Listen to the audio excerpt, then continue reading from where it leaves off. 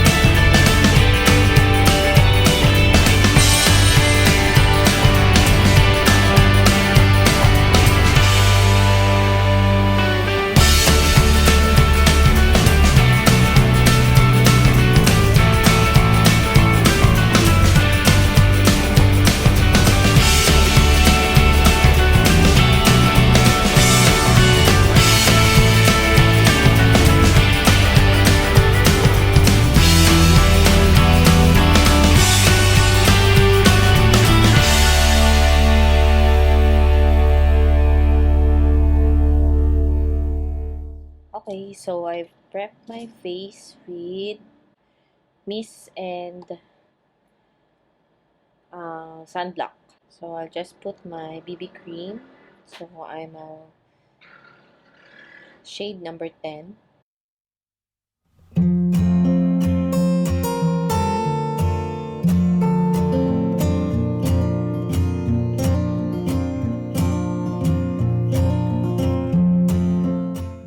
Next, for concealer, I have the Saem Tip Concealer.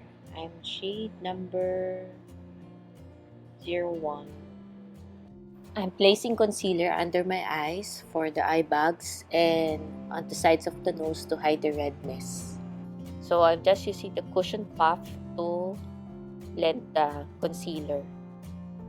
For eyebrows, I'm using Sunnies Face Lifebrow Skinny Pencil in warm brown. Eyebrows actually does not really matter since it will be covered by the bangs. Hindi na magaling magkilay. I'll go to the eyeshadow. So I'm using Urban Decay Ultimate Basics Green for my base color. Just putting it all over the eyelids. And then for my transition color, I have Commando.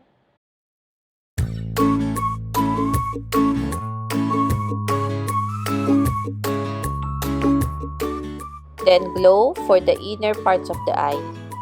I just applied it in the inner 1/3 of the eyes. For the middle color, I'll be using nude. So I'm just applying this to the middle 2/3 of the eyes.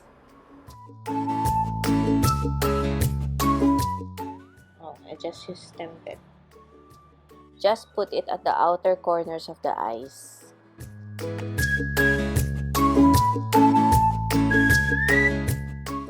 Commando for the lower lids.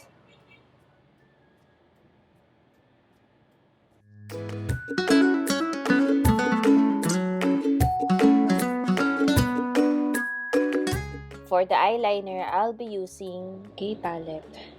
Real Lasting Eyeliner Tattoo in black.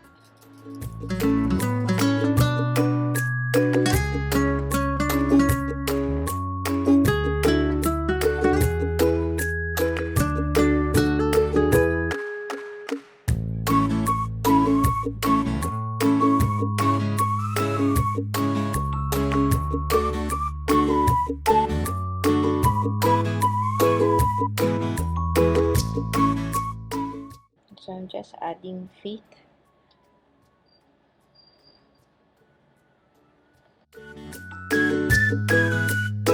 For the blush, I'm using 3CE Diadema Multipot.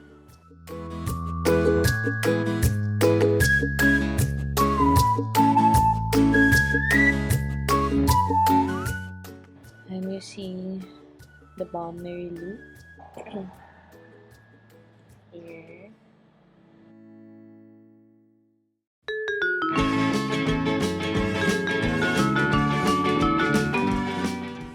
And some the inner corners of my eyes. Okay, I think that's okay. So for the next, the natural highlights at the tip of the nose, at the bridge, at the forehead, and at the lips and chin. So for our contour, just getting some from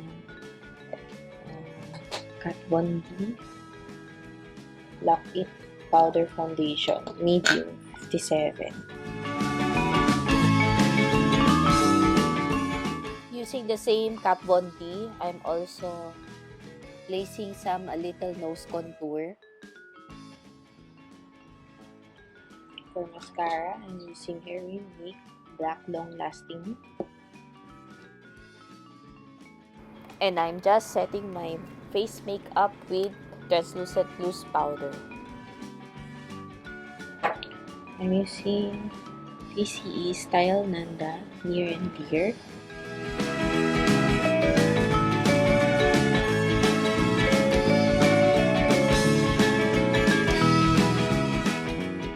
So this is now the makeup.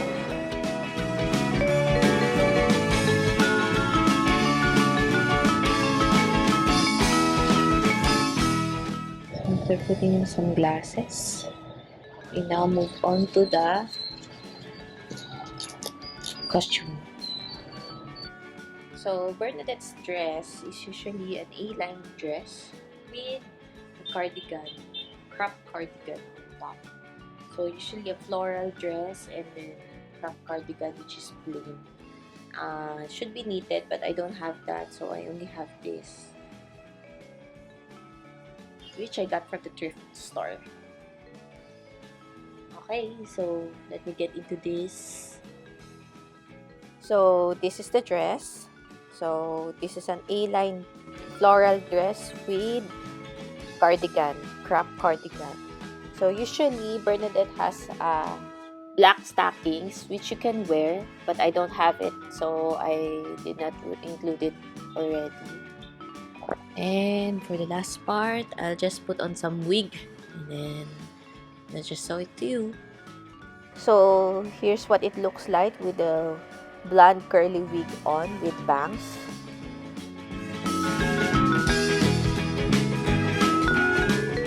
And here's the full getup.